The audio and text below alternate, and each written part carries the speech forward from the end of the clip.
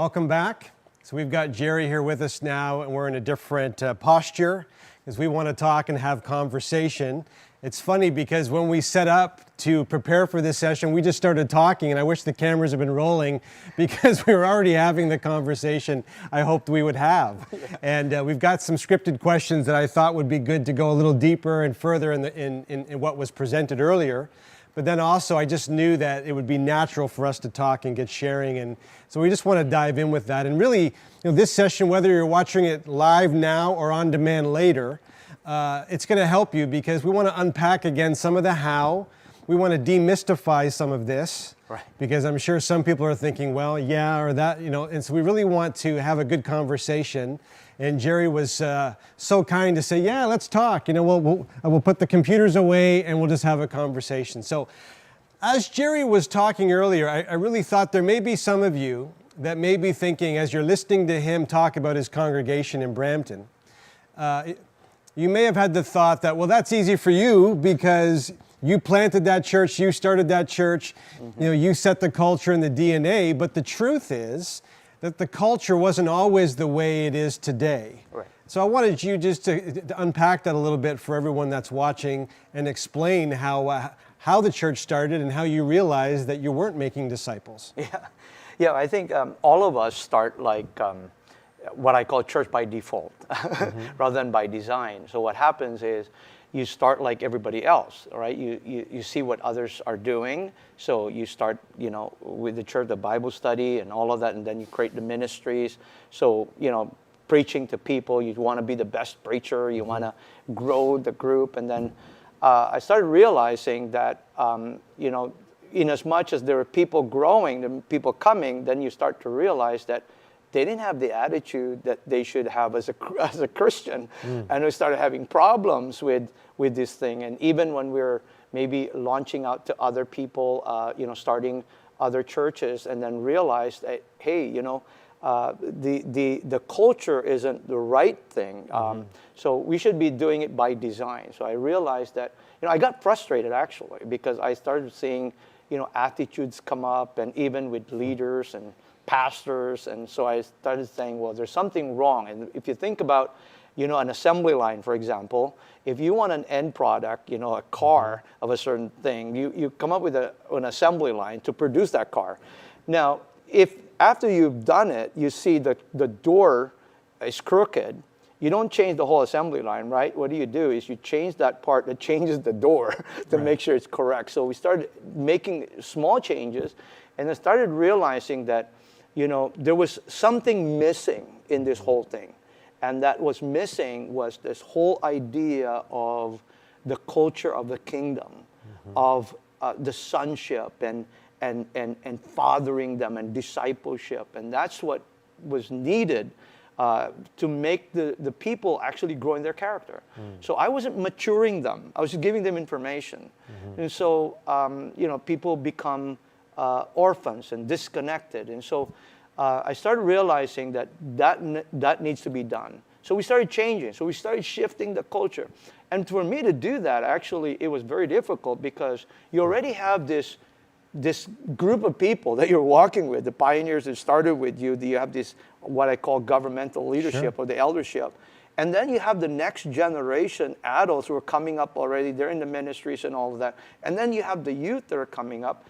Well, when I started teaching them about the culture of the kingdom, about sonship, about fathering people and walking with people, the young people were getting it quicker, right? They're getting it, and but then it was a problem because they started seeing, well, how come they're not like that? Right. So I had to do 3 simultaneous equipping of all these different generations to ensure that they're on the same page. And then eventually we had to create more equipping to make sure that, we're always pouring into them. That's why we have a monthly get-together of equipping. So basically, that's how we started, okay? How long did that process take? Like, how many years were you into your congregation before you started to see the signs that people really weren't producing like as a disciple, and they weren't maturing in their faith because of some of the issues that were cropping up? Probably a good 10 years. 10 years, wow. In fact, the first 5 churches that we started, I kind of released and said, okay, It's not working. It's just not working. Right. You just go and you know, they've grown and they have pastors already. All of the churches that we worked with, they've been established. So we were kind of released them and said, okay, we're going to start over, right? So we started again from releasing 4 of the churches. That ours is the 5th one. So we released 4. We started again and we built 9 more. Wow. And this time the culture was correct. All right. So obviously, like, you grew because you had multiplied. That's right. Now we're multiplying. But even after you multiplied, you realized that the assembly line, like you said, it wasn't correct. And you saw gaps and you saw difficulties. And even after you had multiplied 4 or 5 times, you still did a reset. That's right. I didn't know that. Wow. Yeah. That must have took a lot of courage to do that. Well, because I have to always think that, you know, why am I here really? What's this all about? Right. So that's why I said I got frustrated that if this is what it's all about, then, you know, I gave my life to all of this, and if this is going to be it, I mean, I don't want to be doing it. So it's either I do what God called me to do, which is to make disciples, not gather a crowd, you know. So if you don't like, in fact, we have what we call a team life, and this is when we detox people coming into the church. Wow. So when people join us, they carry with them their DNA somewhere else, right? So we want to make sure that you come in the same page. Now, we got to guard the culture. We already have the culture. We have the DNA. We don't want it to be watered down by other people coming in and bringing their DNA. So we detox that. And so we make sure we have at the very front, which is what we call a team life. You're going to be part of this team. This is what we're about. So up front. So before you become a member of this church, we tell you right away what's our ministry philosophy. We're in sonship, fathering. It's about small group. This is who we are. So if this is not the church you want, there's other churches there. Right. You know, we love all of them. We're the body of Christ. But this is a church where we disciple people. So you've worked hard to establish that, but now right. you're working hard to guard it as well. That's right. Both things go hand in hand. That's right, yeah. Well, I'm curious, you know, if there's a pastor watching and he or she is thinking, okay, I'm starting to get it, I'm seeing some of these concepts, but they're at different levels of where they are, maybe size, people, help, other leadership. Like, what's a first thing that a pastor can begin to do in whatever context they are to begin to start, you know, to making a change in developing leaders and discipling? I think the first thing is to change your structure. First is start a small group. Right. A lot of pastors still think that small group is a fad or a trend, but actually it's biblical. I teach our people this is not something that we're just doing because, you know, Champion Life is about this. No. You look at Exodus, I mean, Jethro told Moses, you can't pastor all these million people. It's not good for you. It's not good for them. It's not only not good for you, it's not good for them. Right. So what you need to do is divide this to thousands, hundreds, 50s, and 10s. Then equip the people, right? Teach them the statutes, and then make them leaders over them, and then give them authority to make those decisions. And then they bring to you the things that they can't deal with themselves. That's what we call our metron. That's not their metron, their measure of influence. So if it's not their metron, they pass it on to you. So that is a foolproof for heart attack, right? That you don't have a pastor trying to, you know, there's a lot of pastors that they're trying to be like Moses, right? You're trying to do that. I mean, they love people. That's what Moses wanted to do, was teach them everything, you know, teach them the laws. But he can't do it that way. So you got to divide it into small groups. So whatever you have right now, you can divide it into small groups first. I had to do that, right? Because we were structured as ministries, right? And I said, scrap the ministries. Let's divide it into groups, because discipleship groups. Right. The ministries is where they serve. The ministries will be there.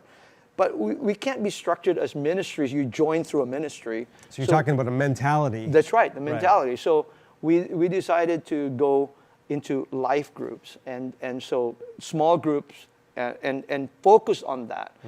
And if you have a group of, if you have 100 people, you should have at least already, you know, 10 life groups, small groups. But if not, just start with the small one. Start a small group, right? When I'm transitioning a church who is already about 50, I look at their group and say, okay, let's look at the church and see who are your key leaders here, all right? And so let's divide this 50 to maybe, 5 groups of 10, right? And do you have 5 people that you think that you can become leaders? Then mentor them. And then let them lead those 10. Forget about you trying to lead all these people. Let them lead it. Teach them instead of you doing it. See, I draw these circles. You have a pastor, leader, and member. A lot of times, the expectation is pastor goes direct to the member. Yes. And they bypass the leader. So the leader doesn't grow. and they probably get frustrated because they have a gift, a that's desire right. to serve. And so pastor's doing everything. After all, he's paid. Right. So, and the pastor feels like, I got to do this, So pastor of 100 people, he's directly involved with the members. And yet he's not raising the leaders. So what he needs to do is raise the leaders, mentally let them lead those people. Yeah. Right? That's a shift right there. That's a shift right there. So then you have less. So you have 5 people that you're pouring into, and then let them pour into the rest of the group, right? So that will be 50 people. So we have right now, for example, we have a community group. Our community group is about, up to 5 life groups, and a life group is up to 10 people. So we would have a community group run by people who have a full-time job, right? And they would have 50 people under them. And they're just mentoring 5 people. Right. And then those 5 people are mentoring their 10, right? And then they gather from time to time. And so even with the pandemic, I mean, no problem. Because they just kept going. They just had all these people. And so you got to start with the small thing.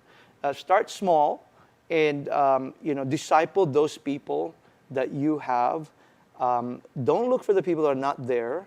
Right? I always thought, if only God will send me those those people. And the Lord said, you have them right there. Wow. You just gotta raise them up, right?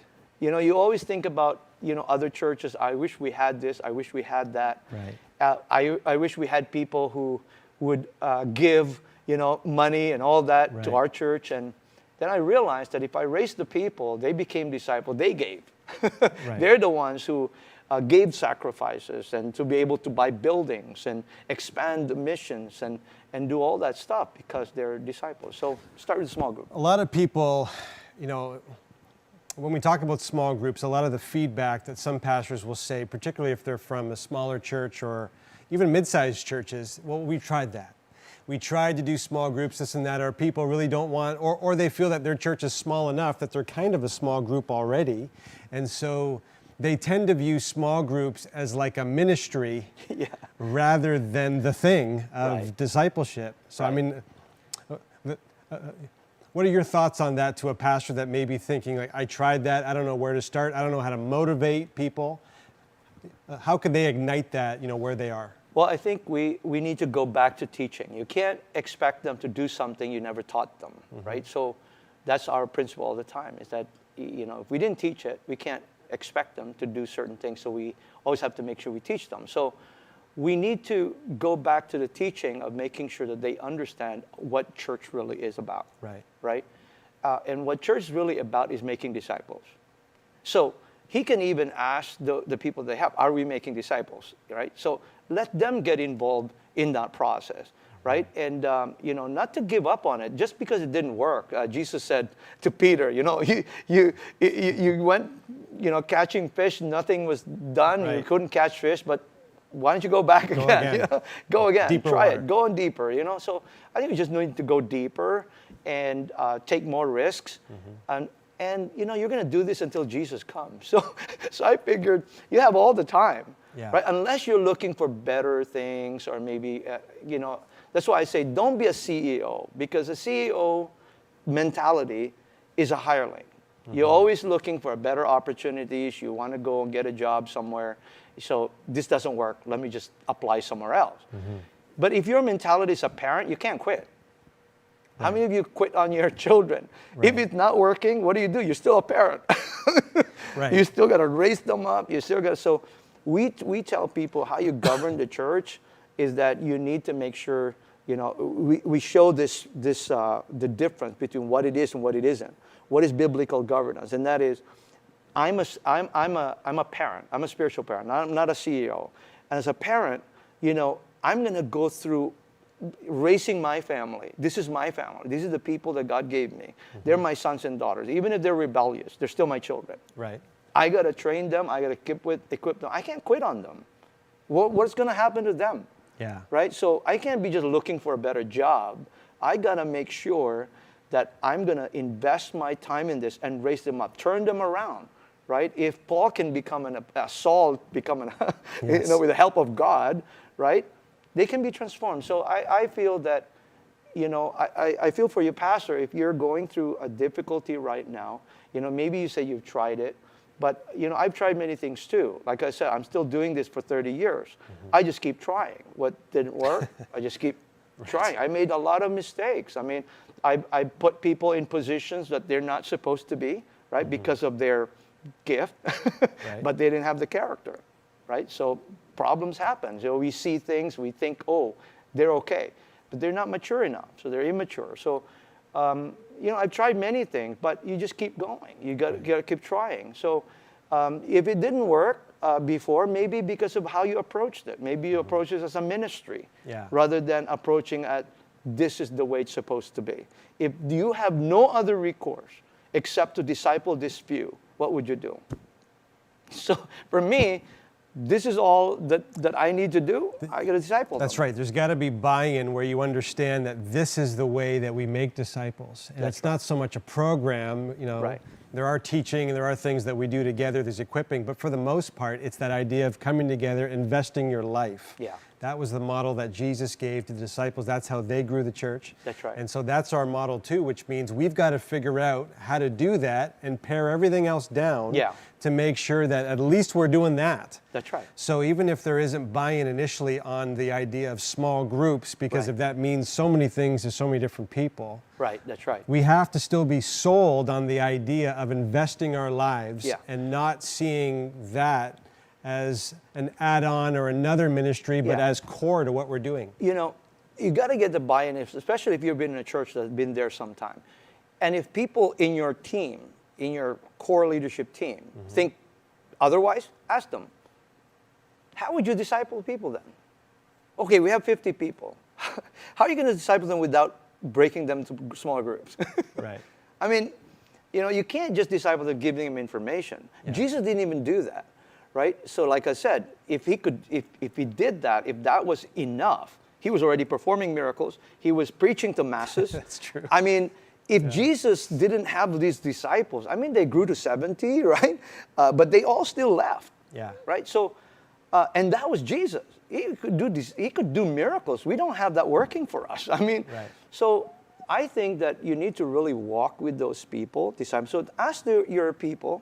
We call that a buy-in, right? So that means that they need to buy into that model and to say, hey, look, we've been doing this before. It's not working. So you have any other suggestions? Because I think that this is the only practical way. Call it whatever you want. Yeah. But this is the only way we can actually disciple people, that we spend time with them in a small group, right? Where we are actually pouring into them. So I'm not talking about a Bible study class, right? Because still people think small group is I come in, I teach you, and then I go home Yeah. and forget about you for the rest of the week. Yeah. And that is not the way Jesus meant, right? As far as making disciples. That's why it's called making, because it's gonna take a lot to make a disciple. Right. Right. So it's investment in time, investment in your heart, pouring out to them, money. I have people who are just discipling their members. They take them out, take them for this and that. They spend their money on these people. Why? If they were your children, what would you do? They treat them as their children. They're Right. spiritual children. So I think that they need to, we as pastors need to get away from this mindset of a structure, but why not focus on just discipling those people? Disciple the few. You may have 50 people. I would forget about those who don't want to be discipled. Disciple the ones that want to be discipled, and you'll see what will happen to those people. They'll grow. They'll grow. And the others will just follow. We say to them, the others will follow. But let's talk to those people who understand what we're talking about. So that's why it's very important. That's why I say, we walk with those people because they don't know how to do that. We want to make sure that you got to teach that because, you know, if you're not, of course, you have to be careful because I know some people were hired into their positions and, you know, if they just kind of rock the boat, they might get fired, you know, all kind of stuff. So I think you need to be careful doing that, but you need to really get a buy-in from your leadership, your board, to say, hey, how are we going to disciple these people, right? So this is not working. It didn't work before. We didn't produce the disciples that we needed, so we just have to make those changes. And if we say small group didn't work, well, maybe because we didn't do it properly. Well, let's do it properly this time. And with the help of God, if our heart is sincere, God will multiply this. And when we talk in our cohort with pastors, these are the kinds of things we're going to be breaking down because every situation is going to be unique, and we'll work with each pastor and just share wisdom and experience and say, here's what you can take back to your board. Here's conversations we can have as a leadership team, you know, and help pastors begin to take those initial first steps. Because I think if a pastor has, let's say 50 people in their congregation and they feel like no one really wants to get into small groups and be part of that because it just hasn't worked or been presented well in the past. You know, if there are people that do buy in and the leadership begins to really go in this direction, they're already miles ahead, even with, you know, a handful of people that are wanting to be discipled, than if they just continue in the patterns that they've been doing. I mean, would you agree with that? Yes, I believe. And that's the reason why we need to retrain them, right? Because it's really not their fault. You know, the members' fault. It's not the members' fault because nobody walked with them before. Right. So now they carried on like this. It's their expectation. And their expectation is just feed me, just preach to me. I'm looking for a dynamic preacher, you know, so just be that for me and don't get involved in my life. That's not discipleship. All right. So we've got to retrain people. And if that means those people got to be replaced by God, then so be it. Because you can't be afraid of making disciples because people will leave. I mean, the reality is people will leave you anyway. Yes. If it's not growing, they'll also leave. Right. So I would rather make sure that I'm discipling. Of course, you do everything you can to get everybody on board. You don't want to just do things the wrong way. You know, you don't want to be cut and dry. That's why when we are transitioning a church, like I told you, there was a church that, you know, had already 200. But then now internal conflicts start to happen because they had a attraction model, right? So you have, you know, we have to be both attractional and missional. You can't be just having one or the other. You have to be both. You attract people. Yeah, maybe the preaching will attract people, but you got to be missional in the sense of what's the mission is to make them disciples, right? So we got to take that and then make sure that they actually go into small groups to become disciples. So we reset that church to ensure, because what happens, they only had a few small groups. The people were not disciples. So I said, well, that means that you have only a few people being discipled. The rest are just attending. So that's where the conflicts were starting to happen. Even leaders were, you know, starting to have conflict with people. So we talked with leadership, and then we taught them again, reset the church, a whole culture changed, and then now they're all in small groups, right? So now with that, they became healthy, and they grew again, make sure, and then they even birthed a church. Right, now the DNA is reset in a healthier way, and people are healthy now, getting it. Because I said, you know, the culture is what you make the culture to be. The culture of the church. So we are to blame. If we allowed people not to be involved in anything, that's us. We're the ones who allowed it. Right, we tolerated that. We tolerated that. So the principle is what you tolerate, you agreed to. And what you agreed to becomes the culture. Right, so if people aren't serving and they're not involved and they come whenever, it's because we've tolerated that, quite frankly. And you agreed to it.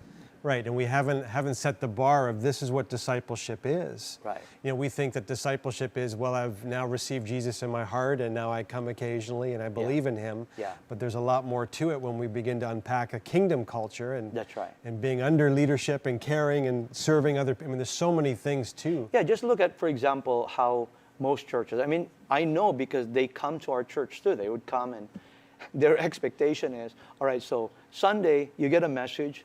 By Wednesday, they need another message. Right. By Friday, they need another message in a life group or in a small group.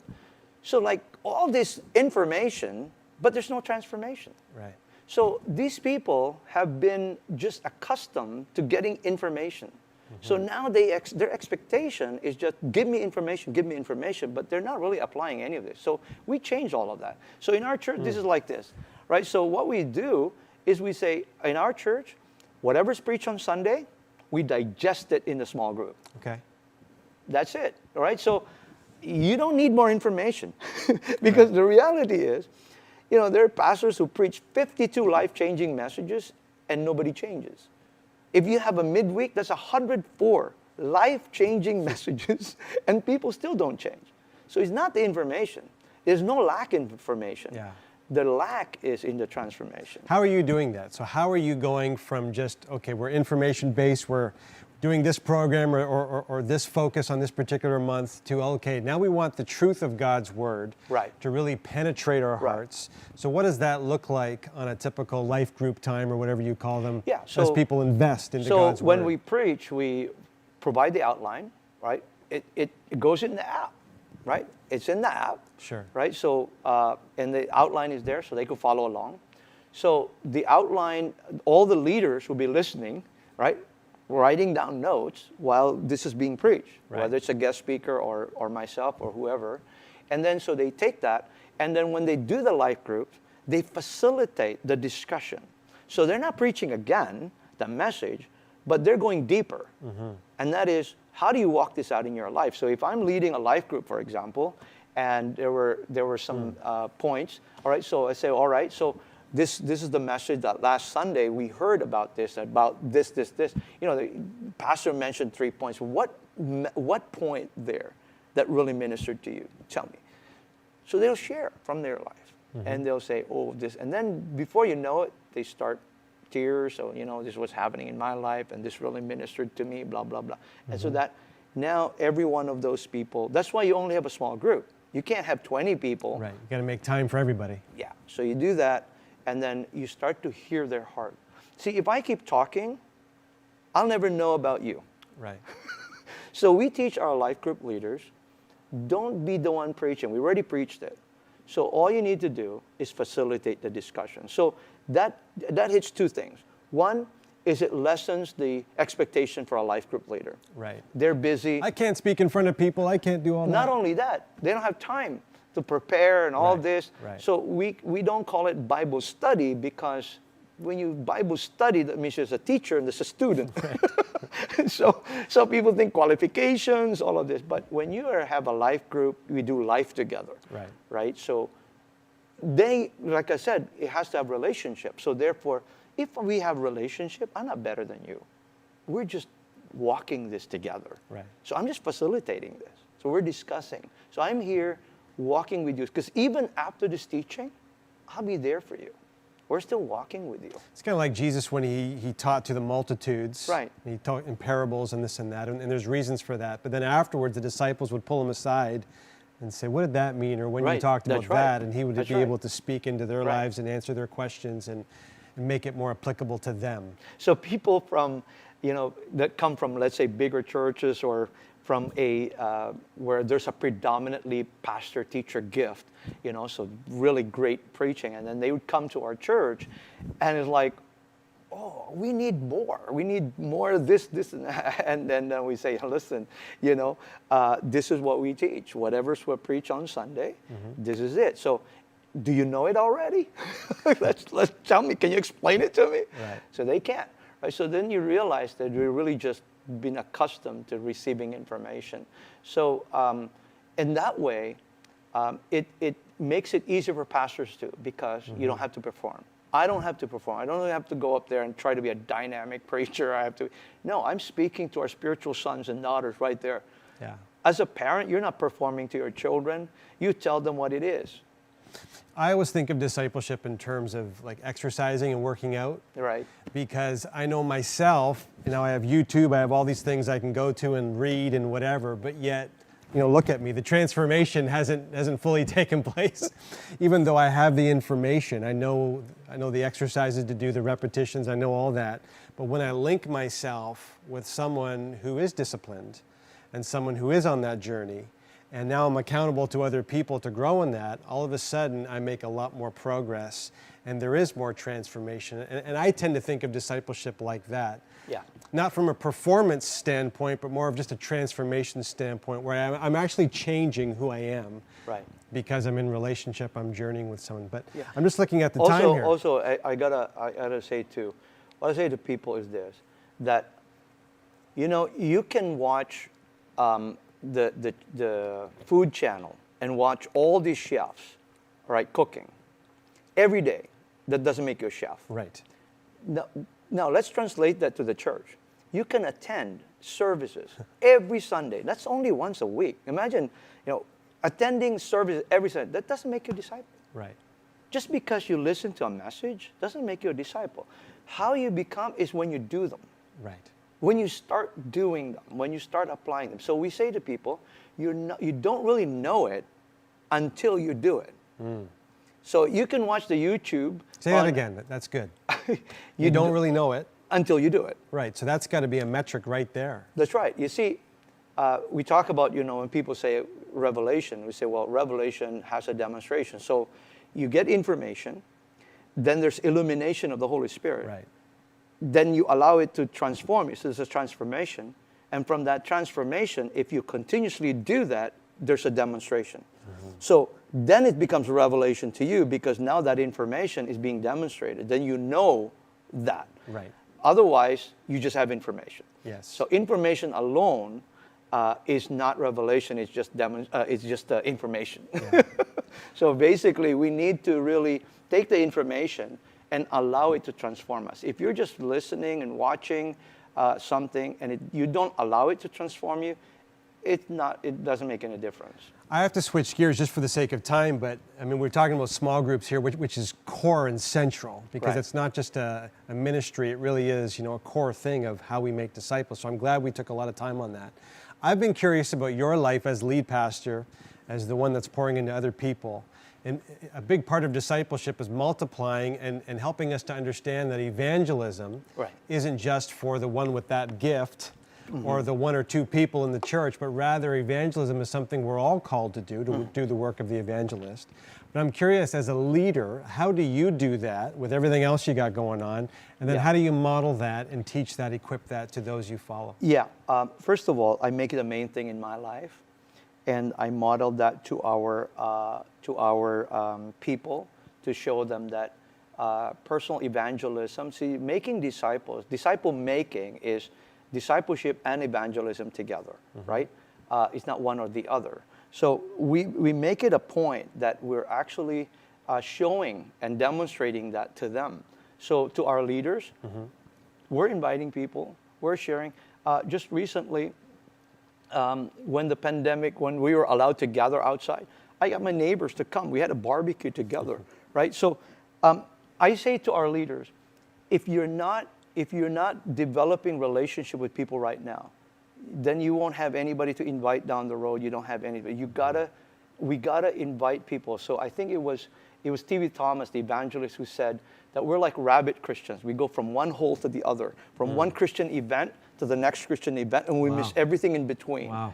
We don't walk and share to people. So we model that. And I was looking for this. I wanted to show you this because, and I tell this to my leaders, you know, I say, you know, get to know people. And for me, what helps me is I've got this, you see. I've got neighbors. See the names? Yeah. See what you know, so I walk. When I walk to the store, I find out the name of this person. So, oh, you're here, blah, blah, blah. And then I write it down because I don't remember. I write it down. Next time I walk in the store, I say, hi, Maki. And he goes, whoa, you remember my name? Of course. And then start developing relationships. So a relationship is very important. How we model it is evangelizing, always winning souls, and letting them know that this is the main thing. We're not going to go anywhere. The reason why we can grow our groups is because small groups have to be discipling and multiplying. True disciples actually evangelize. Right. So that's why, again, we say evangelism is not a department. Unfortunately, in some churches, it's a department. So if you're not in that ministry, you're not evangelizing. It's for a few that like to go out on the street Yeah, and knock on that's right, doors, but that's we right. don't understand it's Right. building relationship and being salt and light. Yeah, so you start by getting to know people. Right. I say to them, to our members, our leaders, get to know people. And if they model it, I model it to them, they model it to their leaders, they model it to the people. Right? So it starts from us, right? So do you if a talk about pastor the, just, do you talk about the people you've met, or as people get saved, obviously, like you Yeah, connect the yeah, dots, yeah. But do you also talk about some of the people as you're with your leaders and say, right? "Man, I So was here then." we're always showing them that we're not telling them to do something that we're not doing. Right. Right?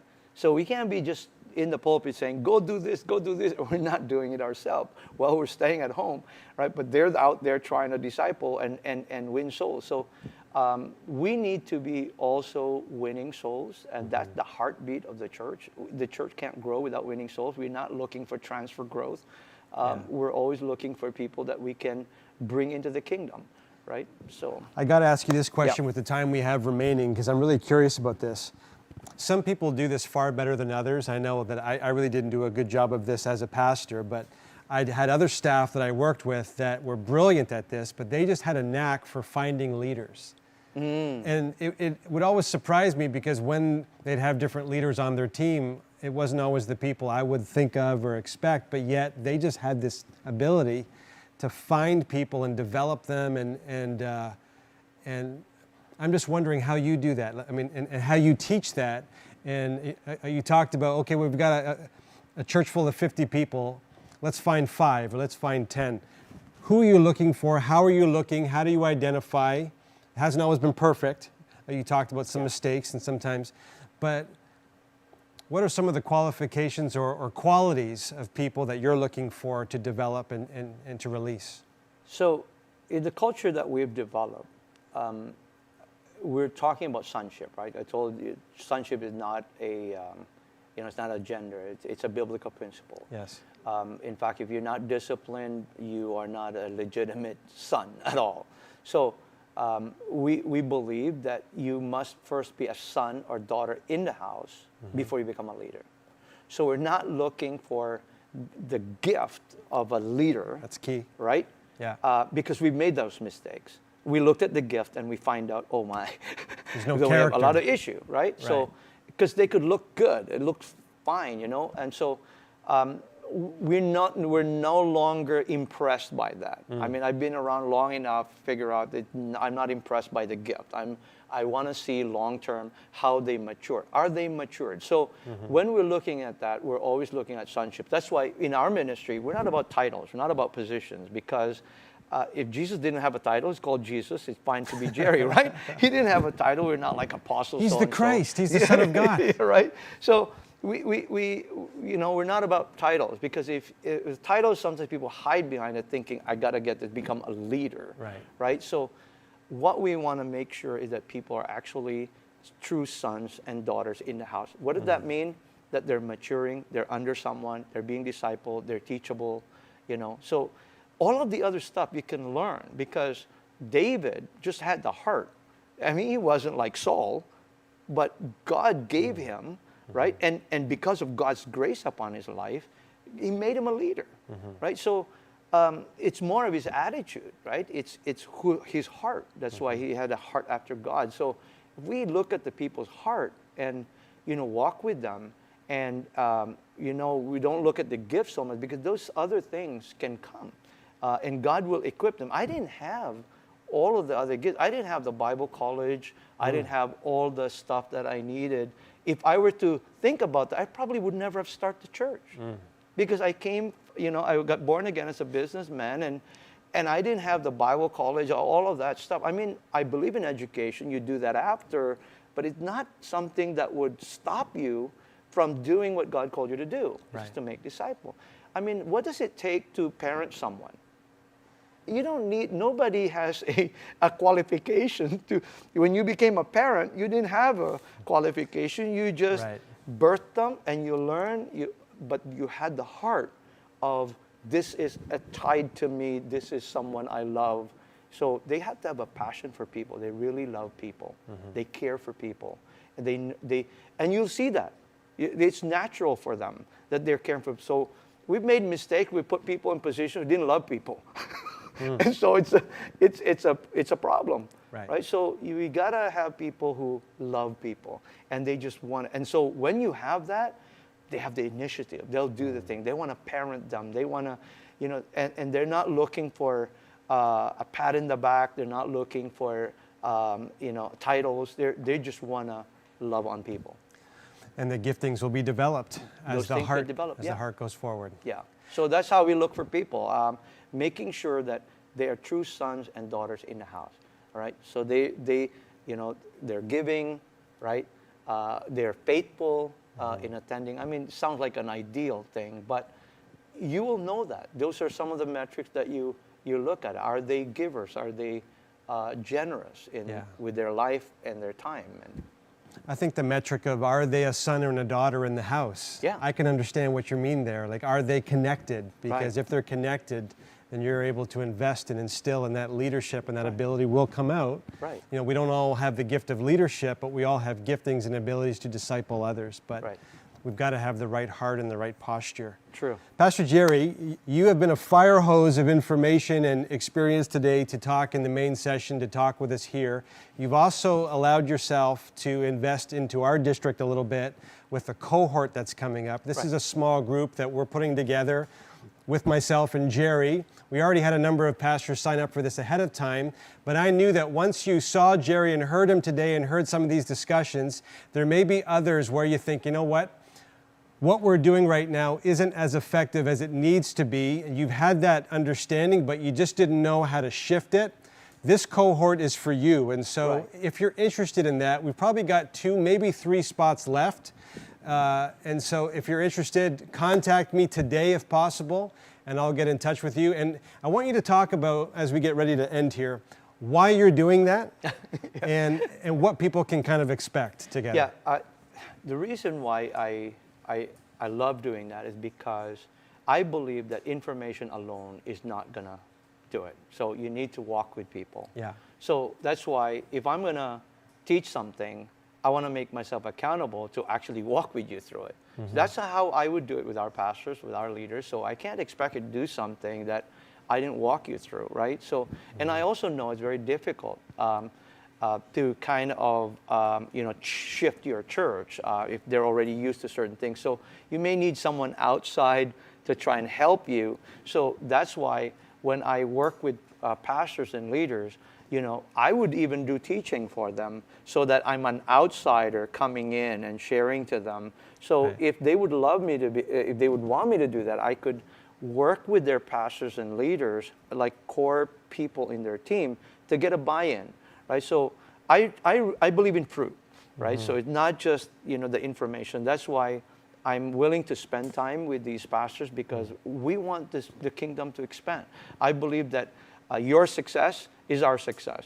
So, if your church is healthy, it's growing and multiplying, praise God, the kingdom of God is better, right? So for me, I'd rather help a pastor to be able to build their church and expand the kingdom and walk with you than try to do it myself. So if there's already pastors there, like for example, in other places where we have spent time in developing, we spent time in, I walk with my son in Africa, for example, from a little church. I walk with him every year. That took about 17 years. Every year, from a little hut in Ghana. Spent time with this person. Went there every year and developed and taught him kingdom principles, not their place and all that. That church today has grown to over 3,000 with a 7-story building in Ghana. Wow. Amazing. I mean, and he's just doing it on his own. Now he doesn't need me. Yeah. But now the kingdom is better. There's thousands of people coming to it because we help someone to do that, right? Yeah. I don't need to plant a church there. He's already there. Yeah. I just want to say thank you for your heart and your investment. You could be doing a lot of other things, speaking in a lot of different places, but because of your heart and what you just said, you've made yourself available to us to impart something, but then to walk with us and journey with those that are really hungry and ripe to really begin to shift their congregation. And even before we start that journey with those pastors, I just want to say thank you for today and for helping us.